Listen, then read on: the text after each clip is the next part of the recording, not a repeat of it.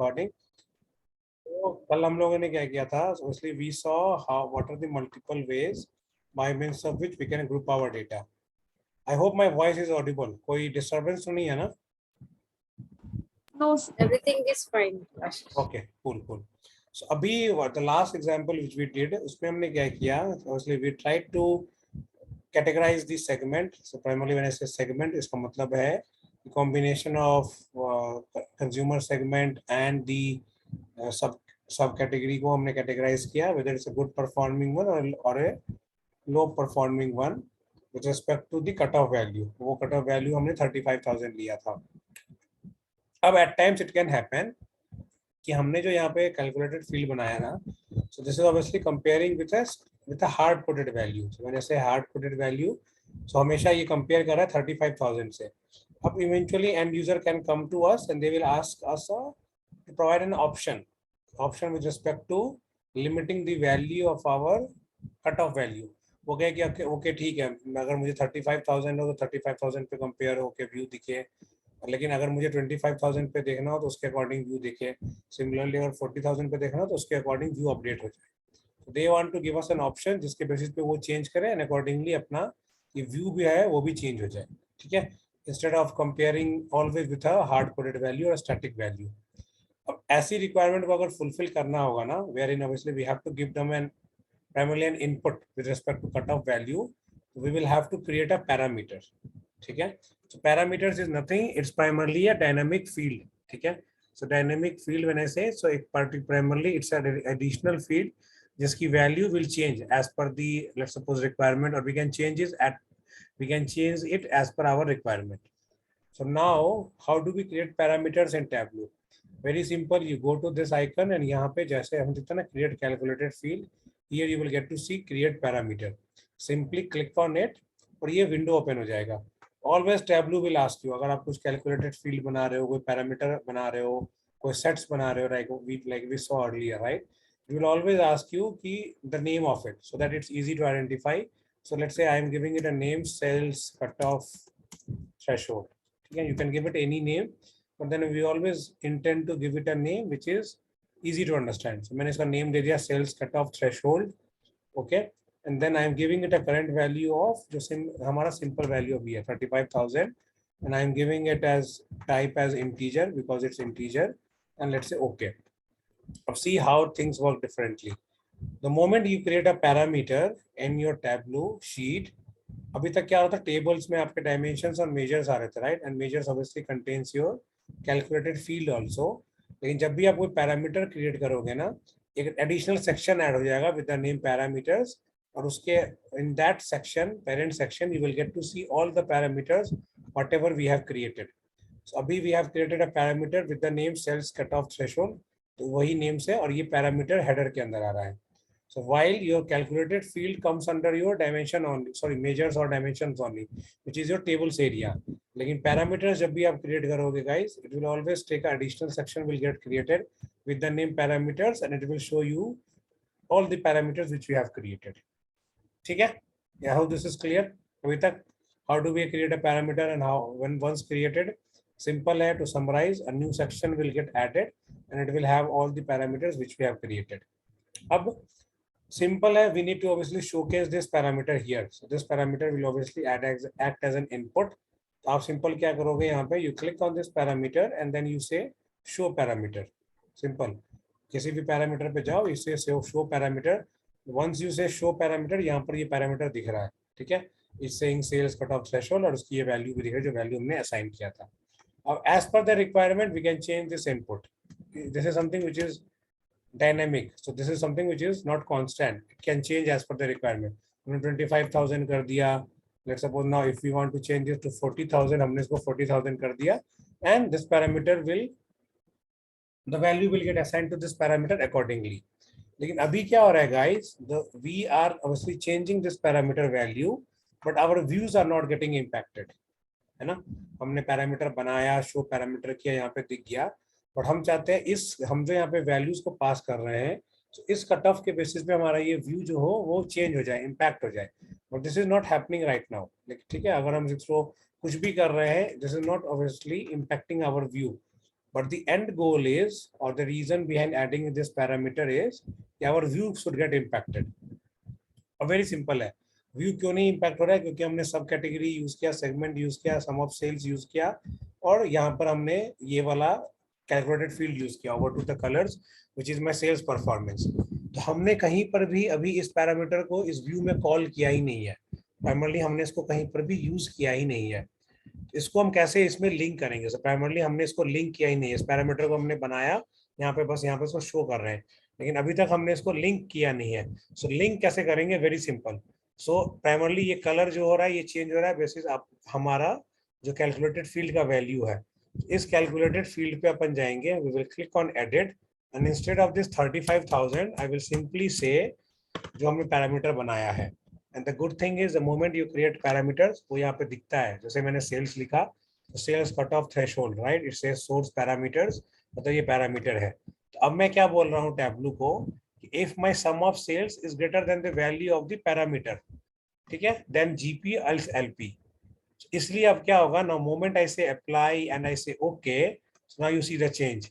अभी 30,000 is okay, the moment I change this to 50,000, ठीक है, so now you see the views got impacted, बहुत सारे red हो गए, ठीक है। Now let me make it to 80,000, ठीक है, सो नाउ यू सी और सारे रेड हो गए, ठीक है। So this is now the moment I change it to 10,000, ठीक है, बहुत सारे ग्रीन हो जाएंगे अब, सी गॉट इट।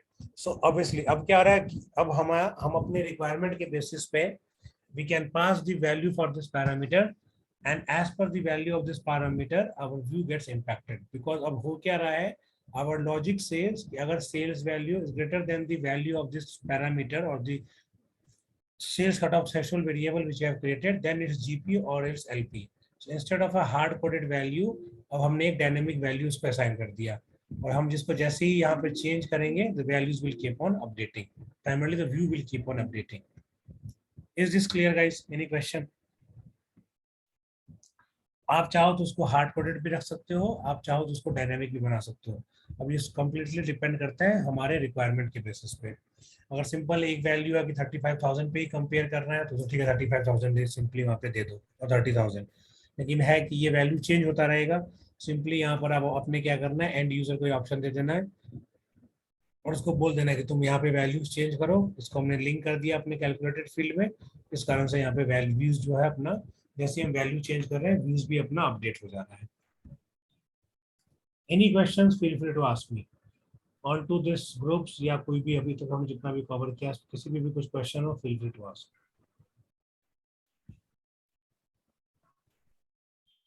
अभी तक तो सही है sir. This clear to all? Yes, Ashish. Okay, ठीक है। Now let's move on to the next topic, ठीक है, wherein now we will do some advanced analytics, ठीक है। So now we will read about, just a minute, let me tell you what should I talk about.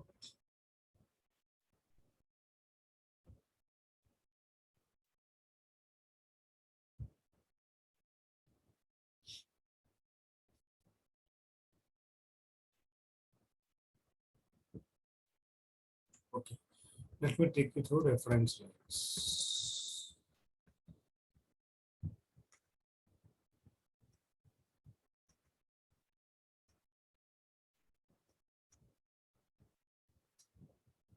Okay, so what is reference lines? Very simple. So reference lines क्या होता है? This is obviously primarily हमारा एक baseline होगा, ठीक है, जिसके basis पे हम अभी हम क्या कर रहे थे विद रिस्पेक्ट टू ग्रुप्स कि हमने यहाँ पे कट ऑफ दिया, उस कट ऑफ के बेसिस पे हमारा व्यू यहाँ पे इम्पैक्ट हो रहा है। रेफरेंस लाइंस पे क्या होगा, प्राइमरली हमारा लीनियर लाइन होता है, स्ट्रेट लाइन। हम ये शोकेस कर पाते हैं कि कौन सी वैल्यूज उसके ऊपर है, so those are performing good, कौन सी वैल्यूज उसके नीचे हैं, so those are performing bad, ठीक है। So reference line is primarily it acts as a cut off और a threshold only, but obviously it's another way of viewing और presenting our data. Having said this, now let's say, okay, a question to you guys. We have to create a view. जहाँ पे what we have to do, we have to showcase. Very simple. We have to showcase the, okay, total sales by subcategory, as simple as that. So हमें एक view बनाना है which will showcase what is the total sales value across subcategory.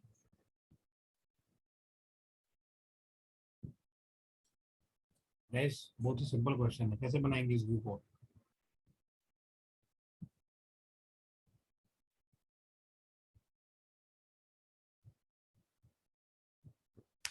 तो लोग सोच रहे हो या ऐसे ही खामोश बैठे हो?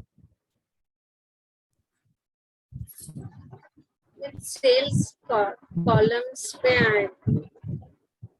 We simply take the sales, drag it onto the rows. We take the subcategory, drag it onto the columns. Job done. ये हो गया sales by subcategory. ये तो हमने पैराग्राफ में बनाया था, right? ठीक है. Now let's try to understand what is the or how does, let me remove this label. How does the reference lines get added? अब now let's say we need to add a reference line here. ठीक है, primarily a baseline. Simple है, requirement has come up wherein we need to add a reference line, and that reference line can be added across by across, when I say across, primarily considering any of the computation value. अभी मैं उस पे आऊँगा. Now, first of all, how do we add a reference line to any of the graphs? So, primarily ये हमारा bar graph है. If you need to add a reference line, simply go to your axis, right click, and here you will get an option which says add reference line. ठीक है? अब ये देखो ये कैसे काम करता है. Simply click on this add reference line, a window will get opened. Okay. Now, for most of the times, we always tend to use line reference line only. Okay. Band, distribution, box plots are very rarely used. Okay. Line is something which we add. अभी मैं यहाँ पे क्या कर रहा हूँ guys? Intentionally, I am adding one more field here. So I am saying category as well. So हमारा ये view इस तरीके से आ रहा है. Category, across each category, what are all the subcategories और उनका sales क्या है? ठीक है? So this is the view we have created. अब हम जाते हैं यहाँ पे राइट क्लिक, ठीक है, एक्सेस पे जाके right click, add reference line. यहाँ पर से हम सबसे पहला ऑप्शन लाइन ही यूज करते हैं most of the times. Then we need to define the scope of the reference line. ठीक है. So for most of the times we take entire table. अब ये समझना है इस चीज को, how the what is the difference between entire table, per pane and per cell. So entire table means कि एक रेफरेंस लाइन ऐड होगा considering all of these 17 as one. ठीक है. So primarily अभी ये average मतलब क्या हो रहा है कि आप अगर हम इस total 17 जो बार्स पे जो भी वैल्यूज आ रही हैं इसको हम सम करके by 17 करेंगे ना. So this is the reference line which is added across average value. So अगर हम इन सबको सम अप करेंगे सारी सेल्स वैल्यू को डिवाइड बाय 17 करेंगे तो यहीं पर हमारा कहीं कुछ वैल्यू आएगा. वो वैल्यू क्या वो भी हम देख लेंगे. ठीक है. When you say per pane, so reference line का स्कोप अगर हम per pane कहते हैं, how is it different? So simple है. अभी हमारा क्या है, category is our primary pane or primary window. अब अगर आप देखोगे, so now you are getting 3 reference lines. Let me put it here. So one is for furniture, one is for office supplies, one is for technology. Because अब क्या हो रहा है, the scope of this reference line is limited to each of your category. So primarily ये जो line add हो रहा है ना, so this is added being considering इन सबको sum करके divided by 4. ये वाला add हो रहा है सबका sum करके divided by 4. So 4 plus 4 is 8. ये add हो रहा है, this reference line is being added, sum of all divided by 4, 4, 8, 9 divided by 9. ठीक है, total 17 है. So इसीलिए यहाँ पर अब आपको यहाँ पे different reference lines ये क्या आ गया. ठीक है. So now depending upon our requirement, we choose कि हमें scope जो लेना है reference line का वो entire table. So when you say entire table, so मतलब सारी की सारी value will be considered divided by 17 और average पे एक reference line add हो रहा है. When you say per pane, so per pane में जो आपका first dimension होगा, so that will be treated, each of your unique values across that particular dimension will be treated as a unique value. उसके according जो है reference lines add होगी. ठीक है. When you say per cell is something जो कि हम कभी भी यूज नहीं करते हैं. इसका मतलब वो हर एक जो बार है ना या सब कैटेगरी है ना वो हर एक it will treated as an individual. ठीक है. So that we never use, क्योंकि जब हम रेफरेंस लाइन ऐड करेंगे so it will be added obviously across all या फिर पर पेन. इट वोंट कि हम सबको इंडिविजुअली ट्रीट करके वी विल ऐड इट. ठीक है. इज दिस स्कोप क्लियर और एनी क्वेश्चंस? अभी मैं आपको बताता हूँ, रुक जाओ just a minute, let me put it here value. So now you see. अब रीजन है, अभी मैं आपको बताऊंगा ये लेबल का क्या मतलब है. so, अब ये देखो हमने अभी इंटायर टेबल किया है ना. So quickly if you want to do this, okay, let's go back to our Excel file. ठीक है. ये जो रेफरेंस लाइन ऐड हो रहा है guys, so this is being added considering all the 17 values का एवरेज। 17 वैल्यूज का average क्या होगा? अगर हर एक की 17 कैटेगरीज का हम सेल्स वैल्यू को सेल्स वैल्यू को हम सम अप करेंगे एंड डिवाइड बाय 17 करेंगे, for sure it will come to 135k, यही वैल्यू आएगी। ठीक है, if you want to do this quick validation, obviously जब हम इन टूल्स पे काम करते हैं तो हमें वैलिडेशन भी करना होता है। हम कैसे कर सकते हैं validation? we'll simply go back to our data. So this is the data which we are using, right? Sample superstore. ठीक, okay, so this is excel file. हमने यहाँ पर क्या शोकेस किया है in tableau. So this steps we have to do. हम यहाँ पे क्या शोकेस कर रहे हैं? by सब कैटेगरी सेल्स वैल्यू और फिर उसका एवरेज वैल्यू हम बोल रहे हैं 135k। अगर हम यहाँ पर जाते हैं, so now let me ask you guys this question. अगर आपको पता हो तो बताना, नहीं तो कोई बात नहीं, I will let you know.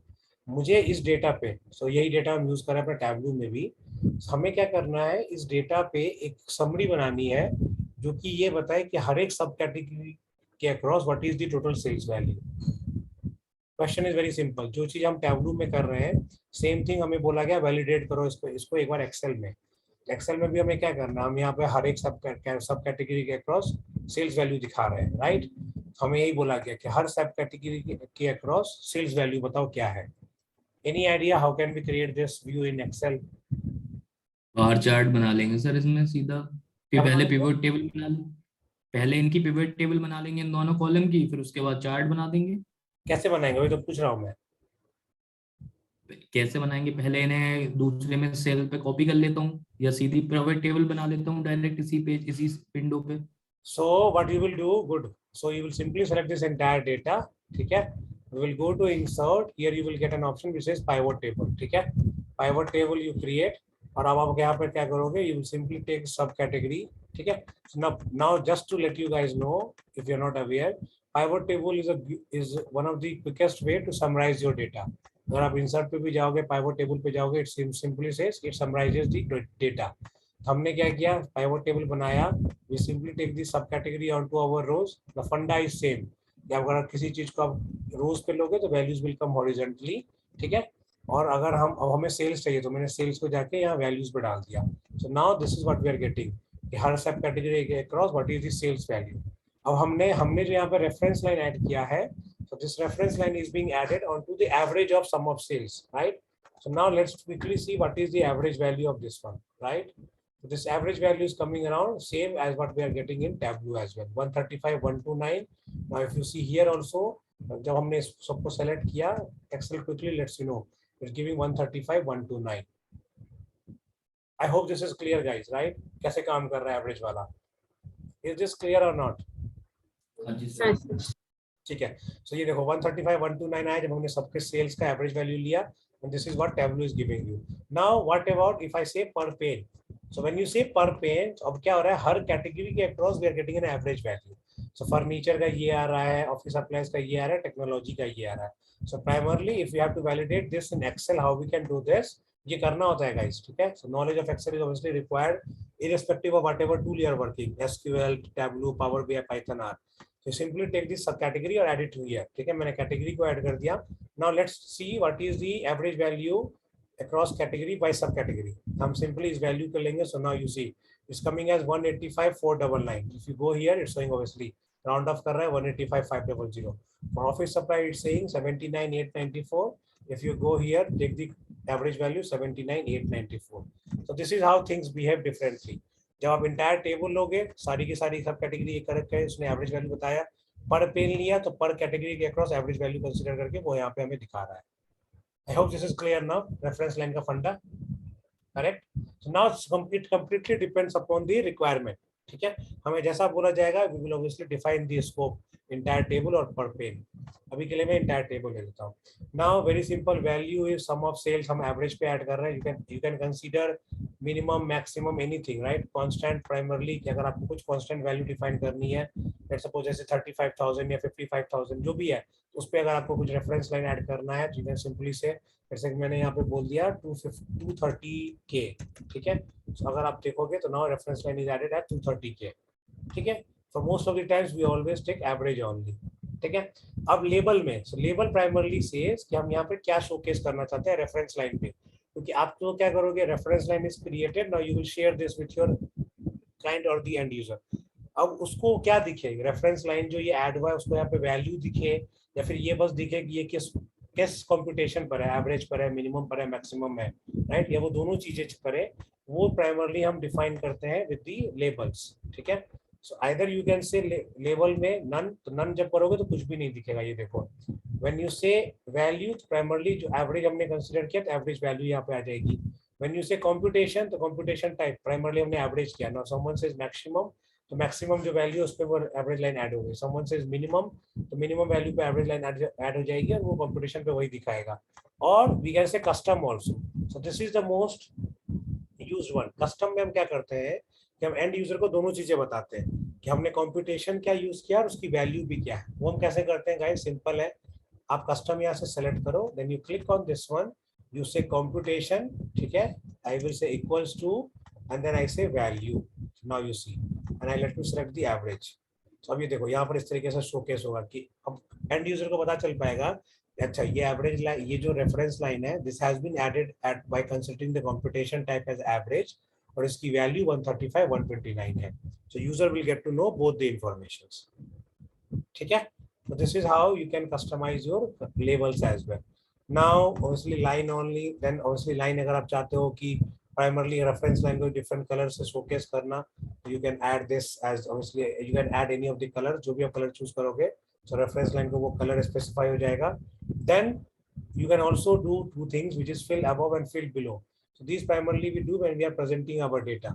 हम कैसे बताते हैं कि जो इसके ऊपर आ रहा है, so let's suppose these are good performing, मैं बोलूंगा इसके ऊपर जो एरिया है उसको ग्रीन से तुम हाईलाइट कर दो, और उसके नीचे जो एरिया है उसको तुम मोर कलर्स पे जाके let's suppose I select the red one. ठीक है, सो अब हम बता पाएंगे, so whenever we are presenting we will tell them, so we have considered average value as the baseline which is 135k, the areas, the primarily the categories which are falling in this green zone are the good performing ones, and the area which are falling in the red zones are the bad performing one.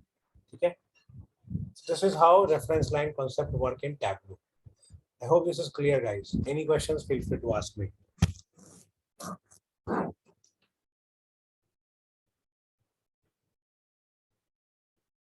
No, Ashish.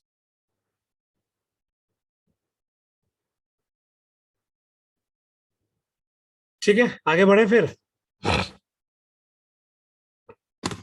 Okay, let's do a last topic for today, which is my, I will not string. I believe आप लोगों ने ये word सुना होगा, right? Forecasting. या sir,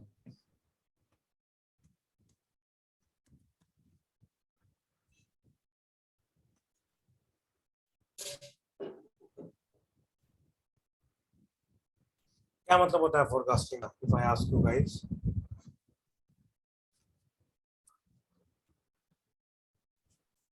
किसी को sir forecast करना। क्या करना? सॉरी अभिनव, क्या बोला आपने?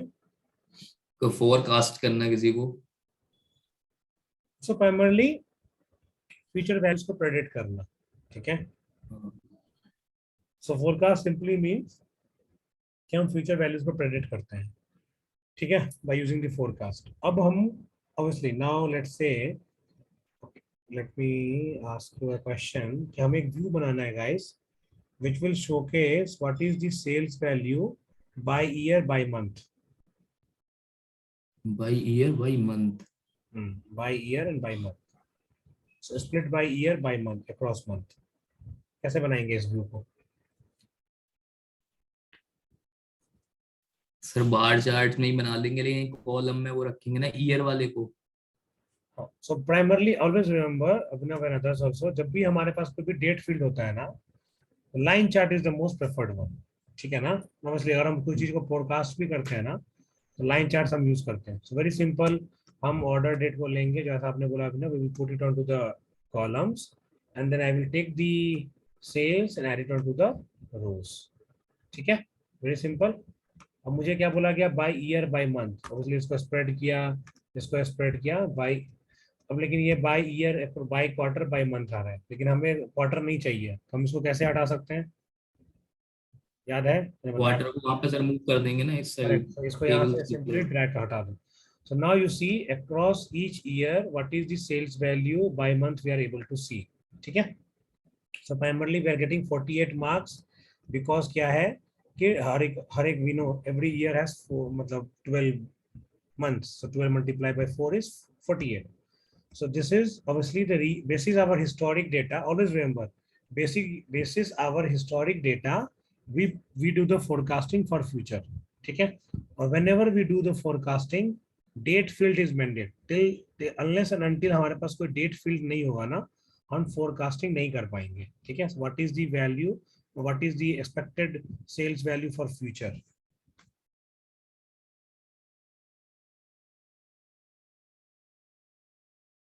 और सर अगर टाइम हुआ तो टाइम से तो कर लेंगे ना, क्या होगा? सॉरी. टाइम स्टैम्प दिया होगा उसने। Ah, so timestamp is primarily like your date field, right? It only contains the reference is, well, your date contains your date, timestamps contains your date time part as well, right? So date followed by your या time. ठीक है ना? So okay, so now coming back to मैं क्या बता रहा था कि ठीक है यहाँ पर हमारा किया है, so we have the year and then we have the month followed by the sales value. ठीक है. अब what the client wants to know, they want to predict the sales value for future. ठीक है. So how do we implement forecasting in Tableau? ठीक है. So we do not have to go with primarily a very complex step in Tableau because these analytics are inbuilt in Tableau. ठीक है. So you go to analytics and here you will see an option which says forecast. ठीक है. So these are inbuilt in Tableau. I'm repeating it again and again. So obviously other tools wherein you have to follow some technique like sample technique, periodic template, exponential smoothing, वो सारी चीजें होती हैं. But in Tableau, these analytics are inbuilt. ठीक है. We as an analytical guy only need to know कि इसको कैसे use करना है. And also one more thing, इसको forecast करने के ना multiple techniques होते हैं like sample technique, past year data technique, exponential smoothing. So these are the multiple techniques with respect to analytics. ठीक है. In Tableau, ये जो हमें forecasting technique है, so that is built upon exponential smoothing. ठीक है. This is what we need to know. और हमें इसको implement कैसे करना है. So अभी क्या है हमारे पास, we have the data, historic data for obviously past 4 years, 48 months. इसके बेसिस पे we will forecast the let's say sales value for future. ठीक है. करने के लिए क्या करना है, simply you take the forecast analytics which is obviously inbuilt in Tableau and you simply drag it here. ठीक है. Forecast को उठाओ यहाँ पर, you will get an option which says add a forecast, simply यहाँ पर add करो. So now you get to see. So while the ones which are in blue color, so these are the actual sales value. And the ones which you see in light blue, obviously, which is saying the estimated sales value for future. This tableau is letting us know that the expected sales value for 2018 Jan is 47K, for Feb is 39K, and so for the others as well. अब ये कैसे कर रहा है? So this is basis inbuilt algorithm or inbuilt technique which is built upon exponential smoothing. ठीक है? Any questions so far before I move to the next topic? इसी में कुछ और बताना है मुझे. It's just clear. Very simple है. You need to have date field. You have a date field. You can obviously forecast the value. Very simple. Go to your analytics window. Forecast को उठाओ यहाँ पे डालो. Tableau will let you know the forecasted value for the upcoming months. ठीक है. As a best case scenario, Tableau always gives us the data for coming 12 months. ठीक है ना. तो हम जब भी चीजों को forecast करते हैं, we do it for obviously for 1 year, क्योंकि obviously other factors are also there. अब यहाँ पर क्या हो रहा है guys, if you see we are giving the client a very precise output. हम इसको बिल्कुल बता रहे हैं कि अरे तुम्हारा जो sales होगा ना वो 2018 के मार्च में 78 to 36 पे होगा, but this can't be true. ठीक है. So whenever we primarily share any of the forecasted values to the client, we always intend to share a precise value. बिल्कुल ये बता देना ना कि तुम्हारा वैल्यू बिल्कुल 78 to 36 होगा. हम उस एक तरीके से ना हम अपने ऊपर रिस्क ले रहे हैं. कल को अगर ये सेल्स नहीं हुआ, then client will come back to us saying, hey, you forecasted this value, but your values are not coming as correct, or they are not accurate. इसलिए we always tend to give them a range of values कि हमारा ये expected है, but this can range from plus minus this value. तो वो primarily we tend to add up precision. ठीक है. वो हम कैसे ऐड करते हैं? whenever we do a forecast, आप सिंपली क्या करोगे, you will take this sales value, add it onto the tooltip. ठीक है. Then you go here and it says forecast. Okay, मैंने क्या किया, just to repeat, हम सेल्स को फोरकास्ट कर रहे हैं, so सेल्स को मैंने गया, so these are obviously some of the steps which you have to follow. Sales पे गया, मैंने इसको टूल टिप पे ऐड किया, टूल टिप पे ऐड किया, so here you once you right click you will get an option which says forecast result and then you say precision. ठीक है, अभी देखो डिफरेंस क्या होगा, अभी क्या आ रहा है 47 to 33, 78 to 36, but the moment we go here we say forecast result as precision, so now you see the difference. Now Tableau is telling, so while the expected sales value is 39,263K, but this value can be in the range of plus minus 20K. So we are on the safer side. हम client को बोल रहे हैं, by this is your historic data, your expected sales value for Feb 2018 is 39K, but this value can range between plus minus 20K. This is the seasonality or this is the trends in your data. ठीक है?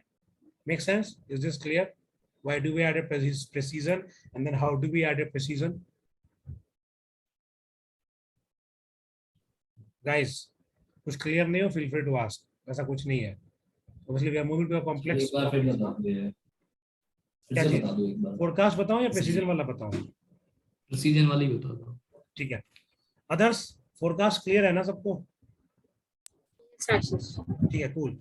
So what I am saying, what I was telling Abhinav and others, obviously अगर आप देखो ना, यहाँ पर हम बिल्कुल ही प्रिसाइज वैल्यू दे रहे हैं, मतलब कि हम बिल्कुल ही हम we are very sure कि हाँ तुम्हारा सेल्स मार्च 2018 में 78 to 36 होगा. So we are putting ourselves onto a risk side. ठीक है, इसको लिमिट करने के लिए we always tend to give them a precise value. So precise value is primarily a range of values. उसको हम कैसे करते हैं? We simply take this, जिसको जिस भी वैल्यू को प्रेडिक्ट कर रहे हैं, we simply add it onto the tool tip. ठीक है, एक बार टूल टिप पर ऐड हो गया, you simply click on that particular field, you go to forecast result and then you say precision. ठीक है, जब हमने precision बोला, now Tableau will let the end user know इस तरीके से. So अब ये क्या करता है, प्राइमरली जो हमारा हिस्टोरिक डेटा है ना, उस पर एक सीजनैलिटी और ट्रेंड एनालिसिस फर्दर एक डीप डाइव करता है. उसके बेसिस पे वो बताता है कि एक्सपेक्टेड तो ये है sales value 104K, but this sales value can be either plus 24K, मतलब यहाँ तो होता है 128K हो जाए, it can be minus 24K which is 80K भी हो जाए. So we are telling client कि जो expected sales value for September 2018 is 80K से लेके 128K. It can lie any of either, it can lie within this range 80K से लेके 128K के तक, इंस्टेड ऑफ टेलिंग कि तुम्हारा बिल्कुल 104K ही होगा. और हम सेफर साइड पे हो गए ना कि हाँ चलो अगर 90K भी हुआ we are good, instead of 104K भी, because this is what we predicted. ठीक है, सो दिस वी ऐड और this we obviously implement so as to make ourself on to a safer side.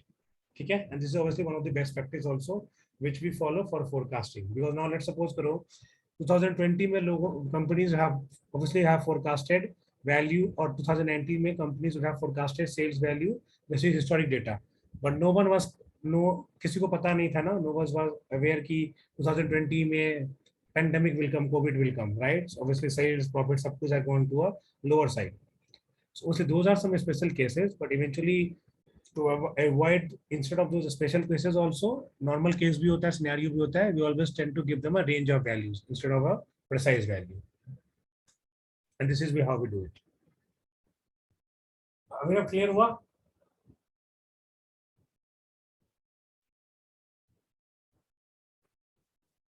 अभी अब चला गया क्या? अभी अब is this clear to you?